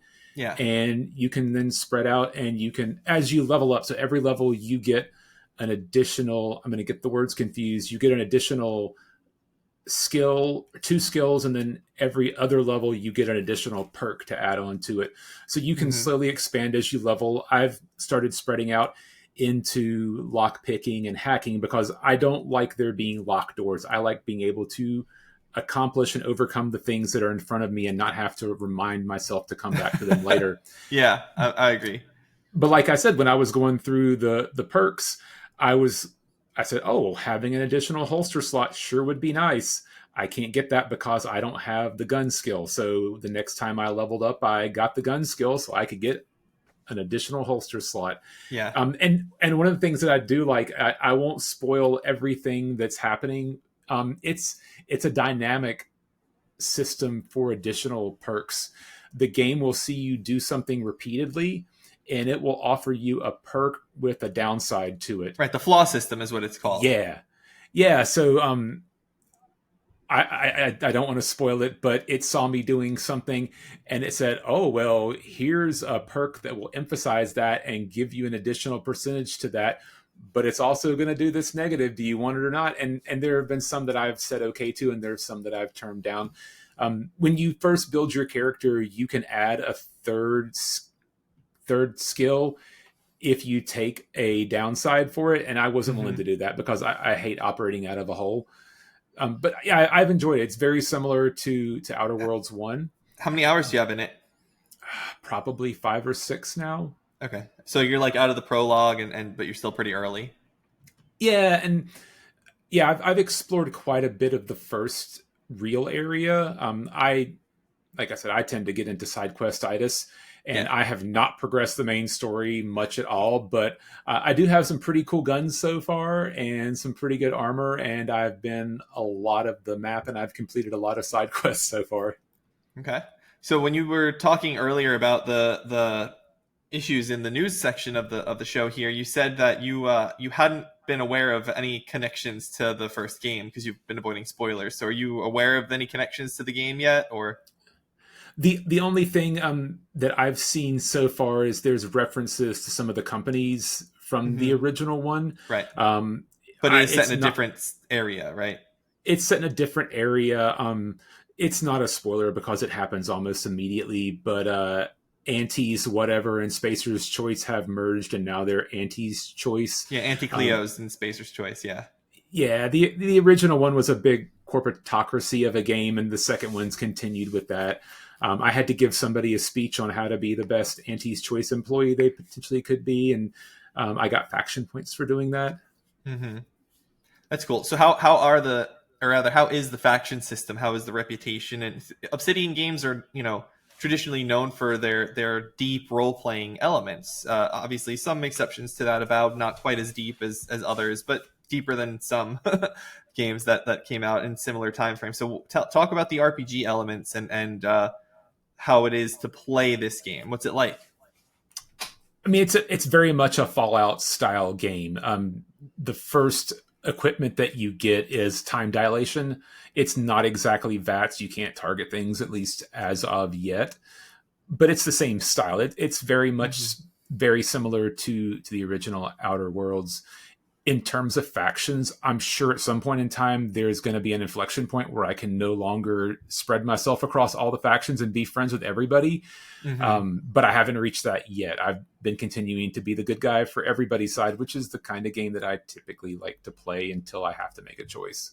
Yeah, I'm the same way. Did you ever play the original Witcher? No, I did not. I've put some time into Witcher 3 because I was told that's the most important one, but It is. I have It's the not. best one.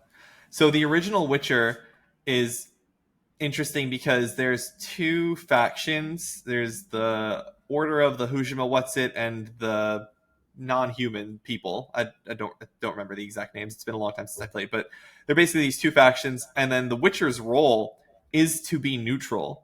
And so, like, you can actually have a choice between the two factions as you go, or you can pick the neutral option pretty much throughout the whole game. And I think that there was controversy at the end because in the end you had to pick somebody to side with, even though you're a Witcher and you're trying to be neutral. You had to pick someone. But I remember playing and get like being neutral like through the whole series or through the whole game there. That game is getting a remake, by the way, and you have to play it. You From have to play it.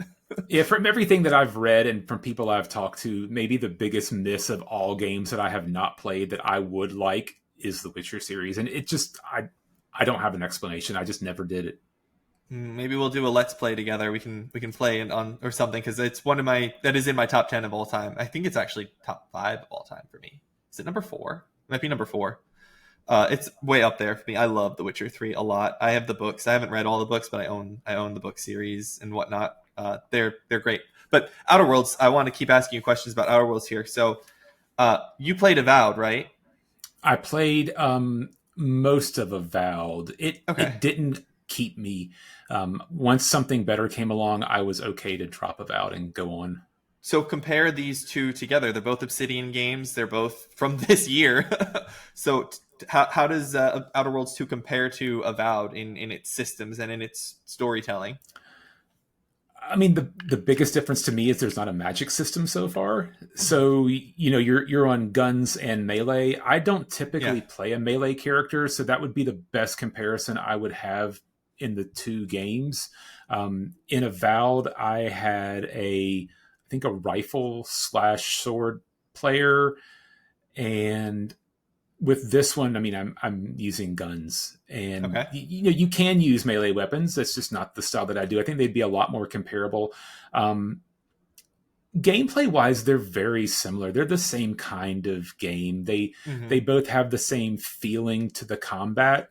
Obviously, guns is different than melee, so Yeah. it's tough. But I could see that if I had picked up melee and was swinging a hammer or a big blade around, it would be very comparable to Avowed.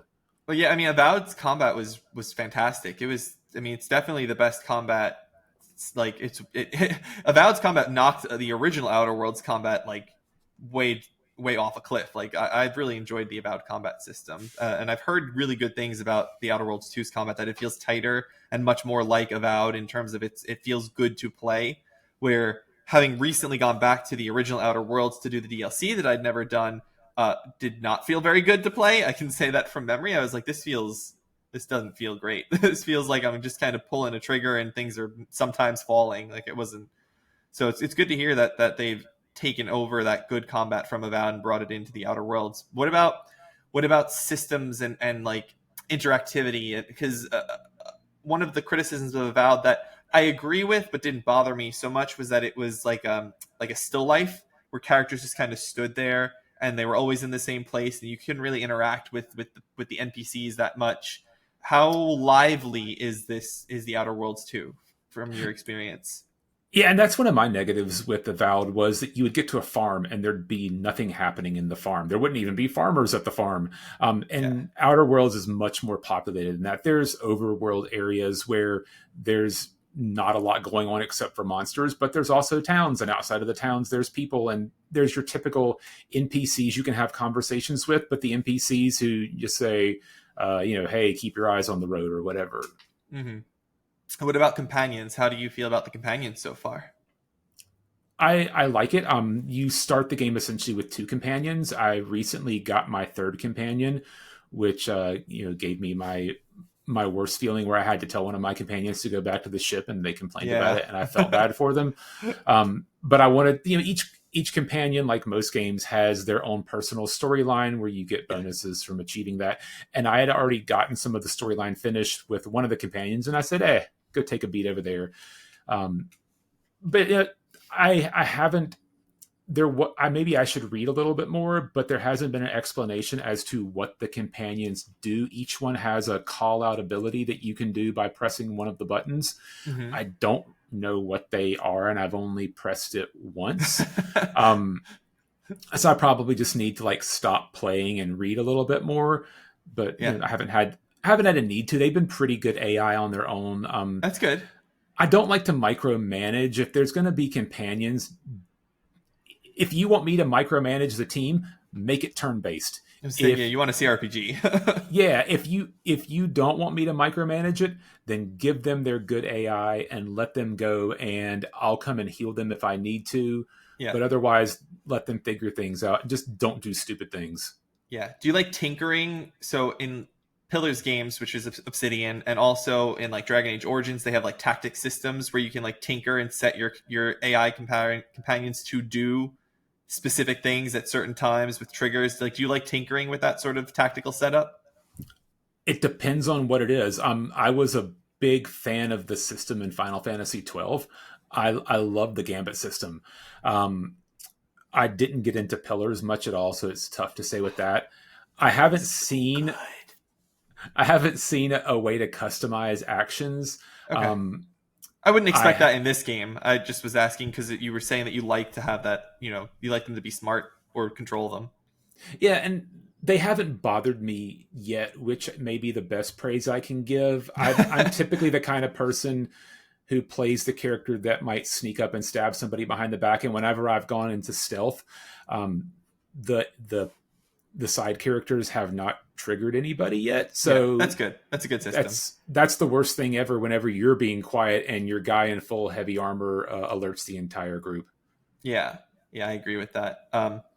So the companions, if I remember correctly from one, they were able to increase your skills, like your statistics, to like make like for dialogue checks and things like that. Are they still doing that? Are they still like giving you boosts to your stats and whatnot? I haven't seen stat boosts yet. I have seen knowledge checks. Oh, So, okay, like, that's let's say cool.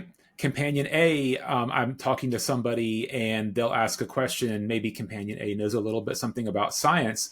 I'll say, "Hey, what do you think about this, Companion A?" And then they'll continue the dialogue. And maybe that was a choice that I wouldn't have had if Companion A Hmm. were back on the ship. And do they interject? Because one of the things that I really liked in Avowed that made me smile and made me really happy was because in Dragon Age of the Veilguard, they kind of pretty much removed this altogether. Was the characters, your companions, would stand there and they would interject. They would have remarks based off of what was being said in the conversation without you having to make a selection. It'd be like talk, talk, talk, talk, talk, talk, talk, talk, talk, talk, talk, talk, talk, talk, talk, talk, and then the companion would just chime in all of a sudden and say something. Like, is that something they do? It hasn't happened yet. There have been the typical things where I'm talking to one of the companions and they'll either like or dislike something I'll say, Uh and huh. it'll respond back with that will be remembered. And Yeah. Okay. It may come later on. You may not have gotten it. Those are usually like story heavy moments where the companions will chime in more. So maybe that'll be later on. But I like that because like for example, in Dragon Age in the Veilguard, you could bring the Grey Warden companion with you to talk to the leader of the Grey Wardens, and there's just no acknowledgement of his existence whatsoever, even though he was standing right next to you. Um, but if you were in Avowed, which was the prior Obsidian game, you could bring your characters and they would chime in. They would make comments, or they would be looked at by the NPC that you were talking to that wasn't your companion, and that was cool. I like that they did that, that they brought that sort of thing back. So I hope that that kind of thing is in Outer Worlds too. So it sounds like you're enjoying the game overall. yeah, and the biggest praise that I can give to a game is I'm wanting to play it more. Is it improvement on the whole over Outer Worlds one in the little bit that you've played? Yeah, I mean it seems like Outer Worlds 2. It's an improvement in most everything so far. Prettier graphics, smoother. Um, it's It's not just an extra coat of paint. Okay, It's a plus up. good. That's good. I'm glad to hear that. Because I recently played Ghost of Yote, and I think that that game is much more a straight line across. I don't think that it's as improved as some people think it was. I enjoyed it a lot. I got the platinum, and I love Ghost of Tsushima as well. But I think that they were more trade offs than improvements in that game in a lot of ways. And I know that's a little controversial for of an opinion, but I felt like the changes they made weren't always straight up improvements to it. A lot of it were just like, we're just going to do it a little bit differently this time. And that's fine as well. Again, really love that game.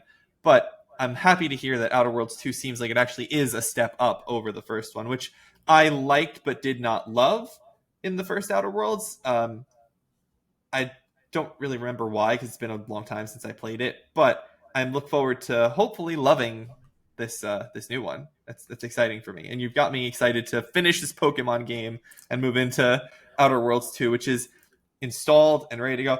Quick story on this thing: I pre-ordered the Outer Worlds 2's premium edition just before I left to go to my grandmother's birthday, and I had it being shipped to my parents' house so that I would get it because I don't really trust shipping things here because we have some package thieves in the area that tend to steal things if they're not dropped off at the exact right moment. Anyway, so I send it to my parents' house figuring I'll grab it, it'll be there, I'll bring it home. It's a game, it's small, no big deal, right? It didn't arrive. We got notice on Saturday that it was shipped and out for delivery, and it was two stops away and one stop away and next stop, and then they lost track of it. And they said, we lost track of your package. We don't know where it is right now. We'll have it to you. It should be arriving tomorrow. Obviously not coming on Sunday. So Monday. Should be arriving on Monday. Monday came. I was leaving on Tuesday. I left Tuesday morning. I flew in before work. I left before work. So they were never going to get it. So by the time Tuesday hit, when it rolled over from midnight Monday into from Monday into midnight Tuesday, they were like, yeah, we don't really know where your package is. It may arrive, but if you want to cancel it and get a refund, we understand. It's okay. And if it shows up, you can just send it back. I couldn't believe it. It was so frustrating, unbelievable. And I canceled it, and then I was like, I'm just going to reorder it anyway and have it shipped to Rochester, to here. So I ordered it and I shipped it, and it was there like the next day, the day after I got in, it was here. Or the day that I got in, it arrived like that day, Tuesday at like 6 p.m. or something. It showed up, and I was like, unbelievable. I couldn't, and I got the refund and I bought it again. So I put it in, installed it, but I haven't played it. I didn't even plan to play it. I just wanted to have it in my possession so that I could play it when it was time. Yeah, modern day shipping's frustrating sometimes. It was just ridiculous. And it's Amazon. Amazon is supposed to be the reliable shipper. I don't know. Do you have problems like that ever with Amazon? Every once in a while, but they get it right more than they get it wrong.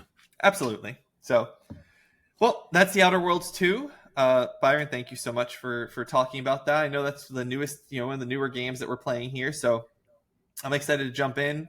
And based on how much I play versus how much you play, I'll probably pass you by the time we record next. Yeah, probably. But actually, maybe not, because I will be flying again this weekend, so maybe I won't get that far ahead. We'll see.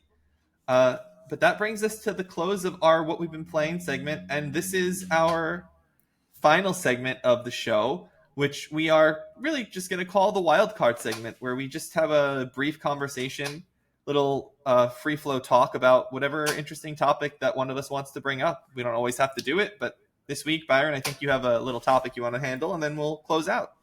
I do. Kotaku's released their best of 2025 so far. Is there anything that you see missing from the list? What on it do you like, and is there anything you don't think belongs?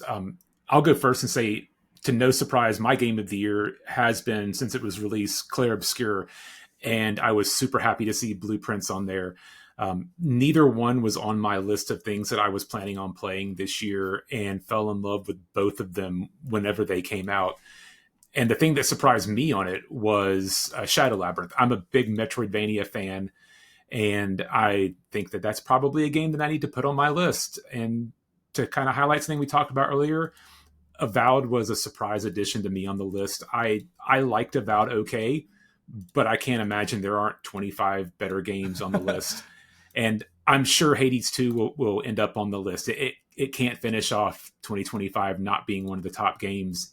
Yeah. And I loved it. Maybe not as much as Clair Obscur, but for me, that's 1 and 2. Yeah, I was also happy to see Avowed on the list because I did really enjoy Avowed. I gave it an 8.5 in my review. It would have, I originally thought that it might be a 9, and then I had a lot of technical issues. And in hindsight, it probably deserves the 8.5 more than just for the technical issues and for some other things too. So I'm very happy to see it on there. I think Clair Obscur deserves to be on that list as a top 25 for sure. It's a really great game. I don't think it's a game of the year game, but it is a great game. What's missing from that list? Kingdom Come Deliverance 2. That is the game of the year. That is the best game this year, and it is not on that list, and that is ridiculous. That game does more than any other game in recent memory and has well deserved, at bare minimum, a spot on the top 25 list, but probably should be the number 1.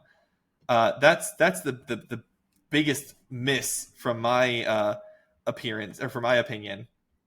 Did you play KCD2? I did not. You told me to play it. A friend of mine otherwise said you'll hate it. Do you like having to feed your horses? And I said no, I don't. And they said then you don't need to play Kingdom Come Deliverance 2. You don't have to feed your horse. That is not a mechanic in the game. But it sounds a little micromanaging. I won't say that I won't play it. If it goes on Steam sale, maybe I'll pick it up one day. But I'll need a hole in my schedule first. It's only micromanagey to the extent you want it to be micromanagey. Like, you can be very careful and hardcore role play things and, take care of the horse and feed the horse and all that and whatnot. But really all you need to do is, did you ever like The Sims? You like The Sims? I did like The Sims. Henry is a Sims character. That's it. He's a Sims character. He needs to sleep. He needs to eat. He doesn't have happiness. He doesn't need to use the bathroom. But, he's a Sims character, and you just manage his needs and his things, and you play the game, and you swing your sword, and your skills level up. That's what that game is.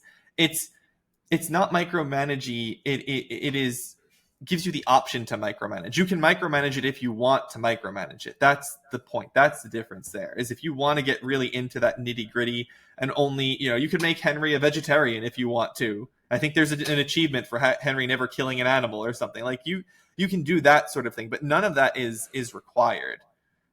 So I think you would like that game. You should give it a shot. I'm going to look at my trophies here and see if there's anything that I'm missing, because I don't remember everything I play. But I will say that I was very happy to see Eternal Strands on there, because I really enjoyed Eternal Strands. And if you don't know, do you know anything about Eternal Strands? Have you heard of that game or played that game before? I started it after you recommended it, and I barely finished the beginning of it before moving on to something else. It did not grab me. Okay. I can understand that. I liked it. It gets better the more you play, as you unlock more abilities and more magic and whatnot. So it may be worth going back to. But I liked that game a lot. And it is the creative director behind it is Mike Laidlaw, who is creative director of Dragon Age for a very long time. So I am surprised that Mafia the Old Country is not on that list. I really, really liked Mafia the Old Country. I thought that game was excellent. I gave it an 8 in my review for it. It is the best Mafia game, without question, in my mind. I don't really like Mafia. I hate Mafia 2. I actively hate Mafia 2. Mafia 1 is good. It's got a really good story. Mafia 3 is okay and has an amazing story. And Mafia the Old Country kind of just does all of it right and is really excellent. Do you know the Mafia games? Do you ever play them? I don't. My understanding of them is they're essentially a Mafia version of Grand Theft Auto. So I guess if I'm going to play Grand Theft Auto, I'll play Grand Theft Auto. They're not. They're not that at all. Not even remotely. Because Mafia 3 tries to be that, but the rest of the Mafia games are linear story mission after story mission. You're not exploring. You can go around the world in free ride mode, and occasionally in the main story you can go around it, but generally speaking, you're not exploring anything. You are just following the story along and doing the story missions. And it really just comes down to how good the stories are and how good the characters are. And the Old Country is really good at all of that. It really is. The only other thing that's missing from that list Oblivion Remastered came out this year. Where's Oblivion Remastered? Should be on that list. And that game is way more than just a basic remaster. That is that game, amazing, It amazing job is. touching that game up. Oblivion's biggest problem is that it came out right before Clair Obscur, if I'm right. It did, yeah. It's a better game than Clair Obscur. I mean, I'll strong disagree, but that's a later discussion. I will say it's a better game than Clair Obscur, with the caveat of it is a game from 2006. So 2006 Oblivion versus 2025 Clair Obscur, I give it to Oblivion. In 2025, the remaster of Oblivion, it's a little bit closer of a question for me because Clair Obscur is a very good game and Oblivion still has a lot of problems in it that weren't completely fixed. Yeah, I liked Oblivion whenever it came out. I played all the way through Oblivion, and I enjoyed it. And I thought Oblivion was great until I played Skyrim, and then I thought, wow, this could have been Skyrim. I like Oblivion more than Skyrim as a baseline appeal. Oblivion is, I think it's like number 6 on my top 10 games. So I really love Oblivion. Skyrim is good, but it's much more restrictive than Oblivion was, and I never played Morrowind enough to know it, to really experience the true openness of the early games when you had all of that freedom. I like a lot of things about Skyrim. I think that its systems are cleaner than Oblivion's systems are, but that's just a matter of it being more modern in its original design. So I'm extremely excited for the Elder Scrolls 6 whenever that eventually happens. So yeah, that was my first. Oblivion was my first TES game, and I enjoyed it. And I tried to go back and play Morrowind because all the TES fans say that that's the best one, and I couldn't get into it. Yeah, it's tough. It's tough because it is very, very old at this point. So, but I think that'll bring us to the end of our topics here, right? For me, like I said, KCD2 and Oblivion should be on that list, and Mafia, and I'm glad that Eternal Strands is there, and the rest of the list is games I either agree with or didn't really play. So, and that'll close out this very first episode of CrossGen Friends. How do you feel, Byron? How do you feel about it? I feel it's good. I mean, we have some additional show polish to put on it, but for a first episode, yeah, I'm pretty happy. Yeah, I am too. I think this was good. So let's close it out with our little bit of self promo, upcoming games. What do you want to promote about yourself? I don't know that I need to promote anything about myself. I'm going to continue to play Outer Worlds 2. I'm really looking forward to more of that, and I've got more of Hades to finish. And I guess the only promotion I'll do is remind people, if you don't have MFA set up for your Steam account, for your Microsoft account, for your PlayStation account, get it done yesterday, because those things get stolen, and I will continue to beat that into the ground. Well, that is an interesting approach to self-promotion there, but I appreciate it, Byron. Well, you can find me at Joseph_Law_Russa on Twitter/X. You can find my writing on Season Gaming's website, seasongaming.com, as Don Lionheart on there. That's me. You'll recognize me by my face in the profile picture. And that's it. I don't have anything in the works at the moment. I have some things that I wanted to write and take care of, but we're really just waiting to get some new games coming out that are not claimed by the others in the website for writing things. You know, we stake out our claims in reviews, and I don't always win it. I don't always win that conversation. So we'll see what I've got coming up in the future. And as far as games that are coming up this week to take a look at, I don't really see anything. I would have put that before our self-promotion, but the only thing that's noteworthy in my mind is the Age of Empires 4 coming to PS5 for the first time, and that Hyrule Warriors game is coming to Switch, but I'm not interested in either of those games. So any games you want to promote before we close out here? Other than Hades 2, get out there, play Hades 2. All right. Well, that'll do it for this first episode of CrossGen Friends. Everyone, thank you so much for joining us. This was a really, really fun time. Byron, thank you so much for doing this with me. I really appreciate you and your time. I know that you're a busy family man and you got a lot going on. So thank you for this. And I look forward to our next episode and to seeing where this goes, getting some guests, getting some different segments, different games to talk about. maybe have a game that we'll both be playing for once, and that'd be fun to be both to be able to equally talk about something, and we'll take it from there. Yep, it's been fun. Thank you, everybody. Thank you so much for watching, everybody, and remember, whether it's my gen, your gen, or someone else's, remember, friends can cross generations.